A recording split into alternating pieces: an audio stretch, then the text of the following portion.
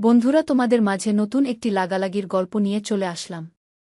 বন্ধুরা, গল্পটি শেষ পর্যন্ত দেখলে তোমাদের দাঁড়িয়ে যাবে। তোমরা হাতের কাজ করতে বাধ্য হবে। তোমাদের পাইপ দিয়ে মধু বের হয়ে আসবে। বন্ধুরা, তাই গল্পটি না টেনে শেষ পর্যন্ত দেখুন। মুরমির হাসির শব্দ চার দেয়ালের ভেতর এক অদ্ভুত ভারী পরিবেশ তৈরি করল। নিজের প্রতি নিজের উপহাস এরূপ বিদ্রুপাত্মক হাসি আর সহ্য হল না তার শাশুড়ির। দ্রুত সিঁড়ি বেয়ে উঠে এলেন তিনি। নিজেকে আর সামলাতে না পেরে ঠাস করে এক চড় বসালেন মুরমির গালে। চেঁচিয়ে উঠলেন, অনেক হয়েছে তোমার নাটক। নিজের দিকে একবার তাকিয়েছ? রূপ বলতে কিছু আছে? না রূপ আছে, না ছিলে বাবার আদরের দুলালি। আমরা তো চেহারা না দেখেই এনেছি। তোমার বাবা সব জানতেন, সেটা আমরা জানিয়েছি। কিছুই গোপন ছিল না, সব জেনে বুঝেই তোমাদের পরিবার তোমাকে দিয়েছে। এখন নাটক বন্ধ করো, সব ব্যাপারে নাক গলাতে নেই। শাশুড়ির কথাগুলো পরিবেশটাকে আরও নীরব করে তুলল। গর্মির হাসি আপনা-আপনি থেমে গেল। থামল বলা ভুল, হাসিটা যেন নিঃশব্দে নিজেকেই গিলে ফেলল। শব্দ ফুরিয়ে এলো, কিন্তু ভেতরের আর্তনাদ থেকে গেল। ঠিকই তো বলেছেন। আমি কেন বারবার ভুলে যাই? দোষটা উনাদের নয়। দোষটা আমার ভাগ্যের। দোষটা আমার নিয়তির। দোষটা মেয়ে হওয়া। এই সমাজে মেয়ে মানেই সাদা চামড়া আর বাবার টাকা। না থাকলে কোনো মূল্য নেই। ঘৃণায় শরীর কেঁপে উঠল। এখনও আমরা এই অসুস্থ সমাজে বাস করি, যেখানে বিয়ের নামে পুতুলের মতো সাজিয়ে মাথা থেকে পা পর্যন্ত মাপা হয়, খুঁত খোঁজা হয়। ডাইনিং রুমে তখন কেউ নড়ছে না, স্বর্ণা আগুন চোখে তাকিয়ে আছে, ঘৃণায় ভরা দৃষ্টি। শাশুড়ির মুখ শক্ত, ঠোঁটের কোণে বিরক্তির ভাঁজ। আর নিজেকে সামলাতে পারলাম না। চিৎকার করে বলে উঠলাম, কি পেয়েছেন আপনারা আমাকে? আমি কি খেলনা? চাবি ঘোরাবেন, চলব? বন্ধ করবেন, থেমে যাব? আপনিও তো একজন মেয়ে। আমার রূপ নিয়ে কথা বলেন কিভাবে? চেহারা না দেখে আনলে, দেখতে গিয়ে আমাকে গরুর মতো পরখ করলেন কেন? বু থাকতে আমাকে আনার মানে কি? সন্তান না থাকলে ভাবতাম শুধু সন্তান জন্মানোর যন্ত্র এনেছেন। সেটাও তো না। গলা সামান্য কেঁপে উঠল। আপনি কি মেনে নিতেন আপনার সঙ্গে এমন হলে? বিয়ে করে সৎ মেয়েসহ ঘরে ঢোকা, বাসর রাতে অপমান, সৎ মেয়েকে নিয়ে একই বিছানায় থাকা, আর প্রথম রাতেই স্বামীর বিদ্রূপ। কায়সার এক মুহূর্ত ঘর্মির দিকে তাকিয়ে আবার মুখ ফিরিয়ে নিল, যেন এসব তার কাছে অর্থহীন। কেউ পাল্টা উত্তর দিল না। কেউ একবারও জিজ্ঞেস করল না, তুমি কি চাও? পরিবেশ ধীরে ধীরে শান্ত হয়ে গেল। মানুষ কমতে লাগল। মুরমি হাঁটু গেড়ে বসে রইল, চোখে জল, কিন্তু নিঃশব্দে বসে আছে। বুকের ভেতর জমে থাকা চাপটা হঠাৎ শূন্য হয়ে গেল, ভয়ঙ্কর এক নীরবতা। এই বাড়িতে আজ সে নিজের অবস্থান বুঝে নিয়েছে।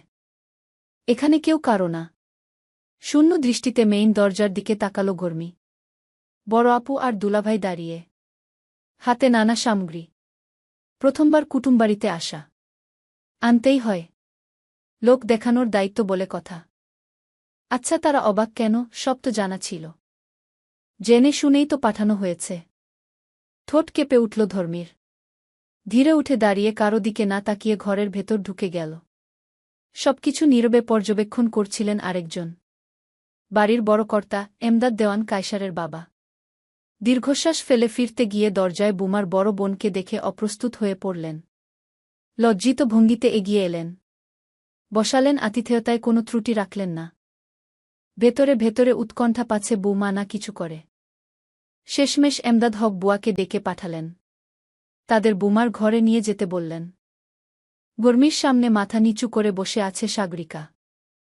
মুরমি একবার বোন আর দুলাভাইয়ের দিকে তাকিয়ে শান্ত কণ্ঠে বলল, মাথা নিচু করার কিছু হয়নি। দায়িত্ব ছিল, পালন করেছ। দায়িত্ব শেষ, বেখন যাও। আর দ্বিতীয়বার এসো না। সাগরিকা কিছু বলতে চাইলে গর্মিলা থামিয়ে দিল। আমাকে একটু একা থাকতে দাও। ক্লান্ত দীর্ঘশ্বাস ফেলে সাগরিকা বেরিয়ে গেল। সোহাগ উঠে দাঁড়িয়ে ঘর্মিলার মাথায় হাত রাখল। আমি কিছুই জানতাম না। পরিস্থিতিতে তোমাকে রক্ষা করতে পারিনি। কিন্তু মনে রেখো, তুমি একা না। তোমার মাথার উপর একজন ভাইয়া আছে। মুরমির চোখ দিয়ে এক ফোঁটা জল গড়িয়ে পড়ল। তবে কিছু বলল না। নীরবে শুনল, প্রত্যুত্তরে কোনো জবাব দিল না। মেয়েদের জীবন নাকি সহজ কচু পাতার মতো। তাদের জন্মই নাকি হয়েছে করতে মাথানত। শুনতে পাওয়া যায় তাদের জীবনের অধ্যায়গুলো সম্পূর্ণ সূক্ষ্ম। জীবনটাই কাটায় তারা করে অভিনয়। আসলেই কি তাই?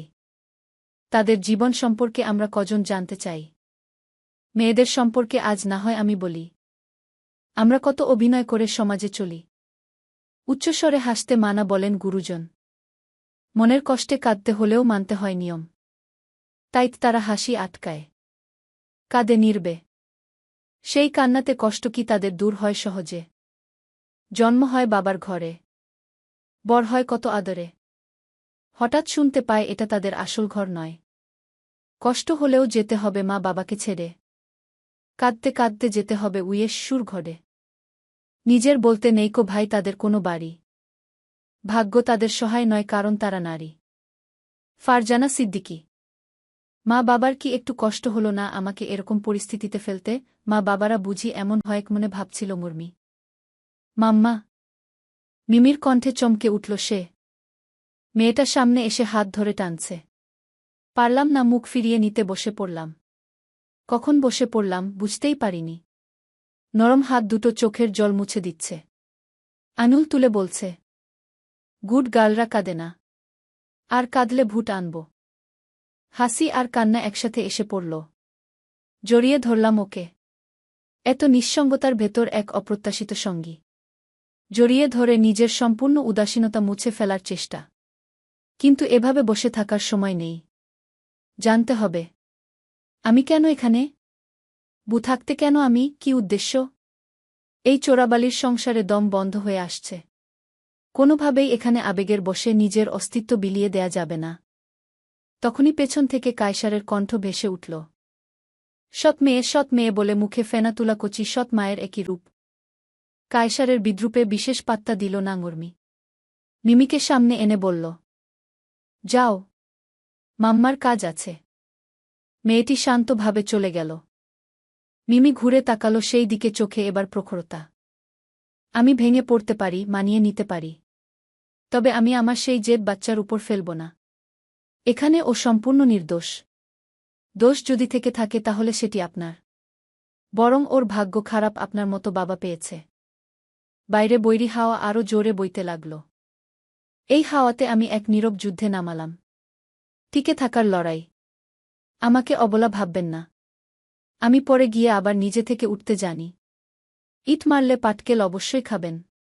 ইমোশন নিয়ে খেলতে আসবেন তাতলে একদম গুড়িয়ে দিব। কায়সারের মুখে ফুটে উঠল বাঁকা হাসি।